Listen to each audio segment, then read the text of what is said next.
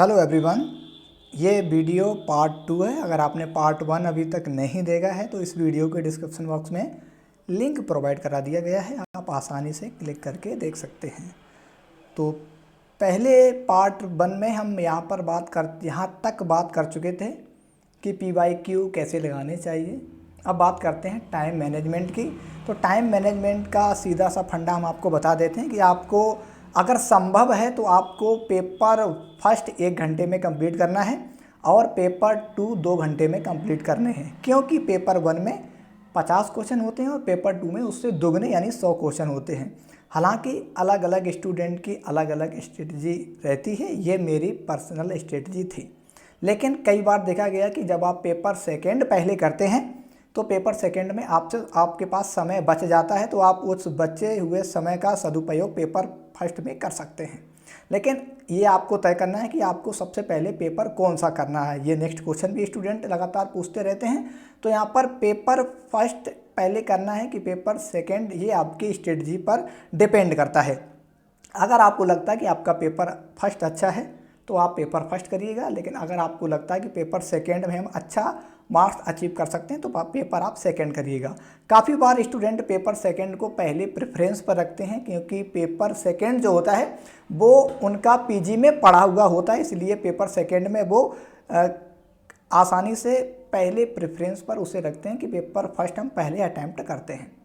अब next question की बात करें तो कि पासिंग मार्क्स कितना होता है। तो फ्रेंड्स, अगर आप गूगल पर देखेंगे पासिंग मार्क्स कितना होता है तो वहाँ पर बहुत कम शो होता है कि पासिंग मार्क्स आपका 33% 35% होता है। लेकिन आप भी जानते हैं कि उतने कम अंकों में, उतने कम परसेंटेज मार्क्स में आपका UGC नेट क्वालिफाइड नहीं होता है, क्योंकि क्वालिफाई का मतलब वहाँ पर आप ये नहीं होता है कि आप यहाँ पर क्वालिफाइड फॉर असिस्टेंट प्रोफेसर या क्वालिफाइड फॉर GRF या असिस्टेंट प्रोफेसर बोथ लिखा हुआ, वो केवल पासिंग मार्क्स है, लेकिन उससे आपको कोई मतलब नहीं होना चाहिए। आपके मार्क्स इतने आने चाहिए कि आपका जो कट ऑफ है वो क्रॉस हो जाए, यानी आपके जो रिजल्ट में क्वालिफाइड फॉर असिस्टेंट प्रोफेसर या बोथ लिख के आना चाहिए, GRF बोथ लिख के आना चाहिए।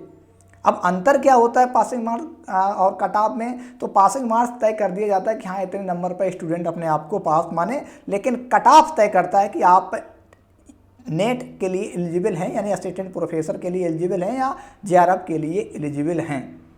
अब बात करते हैं कि एग्ज़ाम साल में कितनी बार होता है। तो लगभग ये स्टूडेंट सारे आप जानते होंगे, अगर आप इसमें सिंसियर हैं UGC नेट एग्ज़ाम देने में, तो साल में 2 बार होता है। लेकिन अगर 2023 यानी पिछले साल की बात करें तो पिछले साल किन्हीं कारणवश जो हुआ था 2023 में जो एग्ज़ाम हुआ था UGC नेट का, वो 3 बार हुआ था। हालांकि वो एक बार 2022 दिसंबर सेशन का था, यानी एक साल में अगर बात करें तो 3 बार हुआ था। कहाँ कब हुआ था? दिसंबर, सबसे पहले मार्च में हुआ था, फिर जून में हुआ था, फिर दिसंबर में हुआ था। दिसंबर का एग्ज़ाम ही हमने पास किया है, जो कि स्क्रीन पर आप देख भी पा रहे होंगे। वैसे वो एग्ज़ाम जो था वो दिसंबर 2022 वाला एग्ज़ाम आगे बढ़कर मार्च 2023 में कंडक्ट कराया गया। लेकिन मोटे मोटे तौर पर बात करें तो साल में 2 बार होता है, एक बार जून में होता है और एक बार दिसंबर में होता है।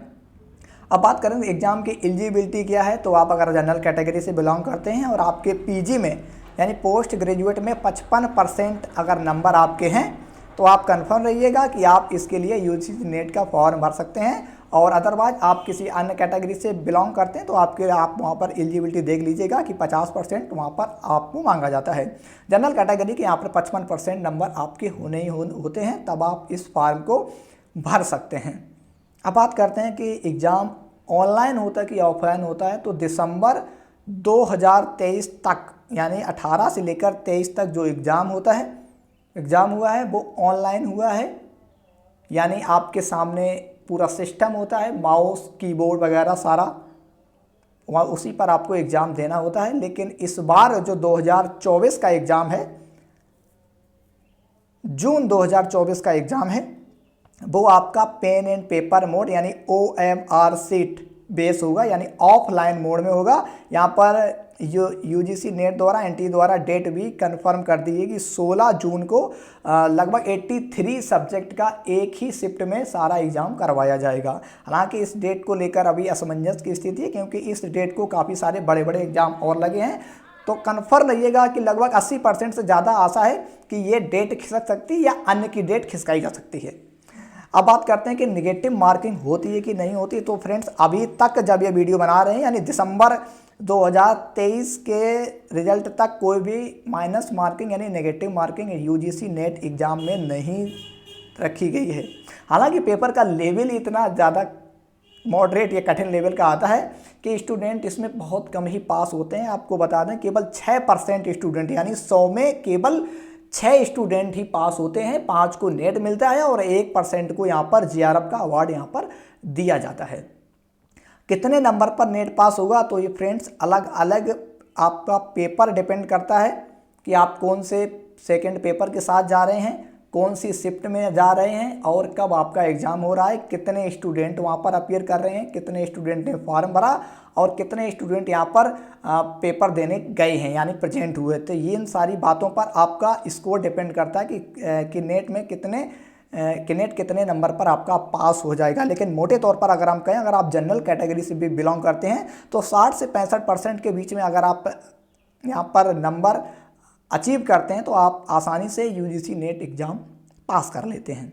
इसके बाद अगर हम बात करें तो नेट कितने साल तक वैलिड होता है तो फ्रेंड्स ये आप जो स्क्रीन पर देख पा रहे हैं ये रिजल्ट है। इसके बाद आपका लगभग 1.5 से 2 महीने या 3 महीने बाद आपका एक सर्टिफिकेट भी आ जाता है, वो आपका आजीवन वैलिड रहता है यानी आजीवन लाइफ टाइम वैलिड होता है। आप आसानी से उस सर्टिफिकेट को लगा सकते हैं और उसके माध्यम से आप जहां कहीं भी असिस्टेंट प्रोफेसर की जगह निकलती है उसमें आप अप्लाई कर सकते हैं।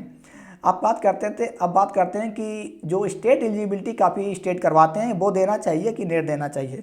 तो फ्रेंड्स अगर आप सेट देते हैं तो उसी पर्टिकुलर स्टेट की एलिजिबिलिटी आप अचीव करते हैं यानी उस स्टेट से जब प्रोफेसर के फॉर्म निकाले जाएंगे या असिस्टेंट प्रोफेसर के फॉर्म निकाले जाएंगे तब आप उस स्टेट के लिए ही एलिजिबल होंगे। लेकिन अगर आप नेट क्वालिफाइड कर लेते हैं, नेशनल एलिजिबिलिटी टेस्ट पास कर लेते हैं तो आप ऑल इंडिया में जहाँ कहीं भी फॉर्म निकाले जाते हैं असिस्टेंट प्रोफेसर के हर एक स्टेट में आप अप्लाई कर पाएंगे। तो यहाँ पर नेट उसी स्टेट के लिए होता है जबकि सेट ऑल इंडिया के लिए मान्य होता है। हालांकि जो नए स्टूडेंट हैं जो पीजी अचीव कर रहे हैं, पीजी पास कर चुके हैं या पीजी फर्स्ट सेमेस्टर के बाद में पढ़ रहे हैं, सेकंड सेमेस्टर थर्ड या फोर्थ में, तो उन्हें सेट का भी एग्ज़ाम अलग अलग स्टेट में दे देना चाहिए क्योंकि इससे आपको नॉलेज गेन होती है और आप एग्ज़ाम के माहौल में आपको पता चलता है कि आपका एग्ज़ाम कैसे होता है, कैसे क्वेश्चन पूछे जाते हैं। तो अगर आप चाहते हैं तो ये सेट आप ज़रूर दीजिएगा, इससे आपको एक नॉलेज प्राप्त होगी। अब सर्टिफिकेट कब आता है नेट का तो फ्रेंड्स आपका जब रिजल्ट आ जाता है जो कि स्क्रीन पर आप देख पाते हैं उसके लगभग 2 से 3 महीने के बाद आसानी से, अगर लेट नहीं होता है तो 2-2.5 मंथ में ही आपका जो नेट का सर्टिफिकेट है आपके पास आ जाता है। ई सर्टिफिकेट होता है, अपना रोल नंबर और डेट ऑफ बर्थ इत्यादि डालकर इसे डाउनलोड करना पड़ता है। आपके पास कोई पोस्टल के द्वारा यहाँ पर नहीं आता है, वो सर्टिफिकेट ही आपकी नौकरी में लगता है। तो फ्रेंड्स ये सारे क्वेश्चन लगभग 20-22 क्वेश्चन थे जो कि स्टूडेंट ऑफन आस्क्ड क्वेश्चन होते हैं। स्टूडेंट के डाउट में रहते हैं कि आखिर इसका क्या आंसर होगा। तो फ्रेंड्स बहुत सही तरीके से हमने आपको बताया कि इस प्रकार आप यूजीसी नेट पास कर सकते हैं। अब आपको बता दें कि हमारा जो पेपर था वो पेपर सेकेंड था।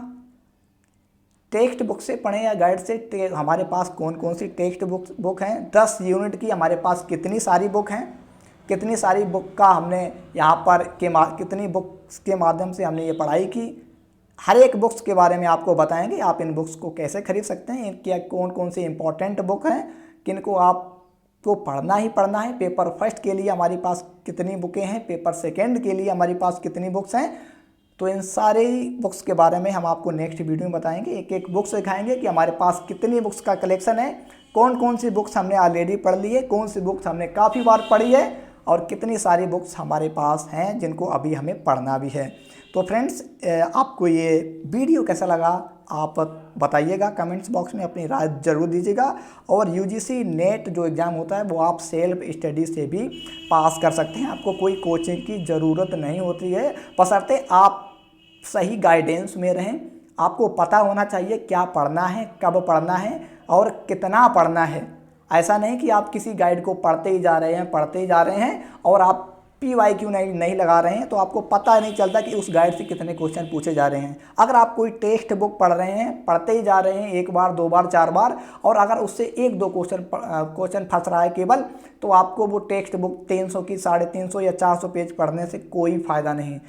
हाँ, अगर आप रिवीजन कर रहे हैं तो आप ऐसा रिवीजन करिए, नोट्स बनाइए, कैसे नोट्स बनाएं, इन सारी बातों पर आपको वीडियो वाइज वीडियो इन्फॉर्मेशन मिलने वाली है। अगर आपके कोई व्यक्तिगत प्रश्न हैं तो आप इस वीडियो के नीचे जो कमेंट्स बॉक्स होता है उसमें आप टाइप करके अपना क्वेश्चन पूछ सकते हैं। और ज़्यादा इन्फॉर्मेशन के लिए आप इस चैनल को सब्सक्राइब भी कर सकते हैं, जिससे कि नए वीडियो के नोटिफिकेशन आपके पास सबसे पहले पहुंचते रहें। ध्यान रखिएगा, ये पॉलिटिकल साइंस के लिए डेडिकेटेड चैनल होगा। यहाँ पर पॉलिटिकल साइंस की A to Z इन्फॉर्मेशन कराई जाएगी। जो भी स्टूडेंट UGC नेट पास करना चाहते हैं या PGT पास करना चाहते हैं, तो बहुत विस्तृत इन्फॉर्मेशन इस चैनल के माध्यम से आपको मिलने वाली है। Topic wise topic, unit wise unit, PYQ किस प्रकार से लगाए जाएं, कौन से क्वेश्चन लगातार एग्जाम में पूछे जा रहे हैं, किनको छोड़ा जाए, किनको पकड़ा जाए, बहुत कुछ इंपॉर्टेंट फैक्ट यहाँ पर आपको इस चैनल के माध्यम से मिलने वाले हैं। तो चैनल को अगर आप चाहते हैं तो सब्सक्राइब भी कर सकते हैं, जिससे कि नए वीडियो के नोटिफिकेशन आपके पास आपको सबसे पहले मिलते रहें। Thank you.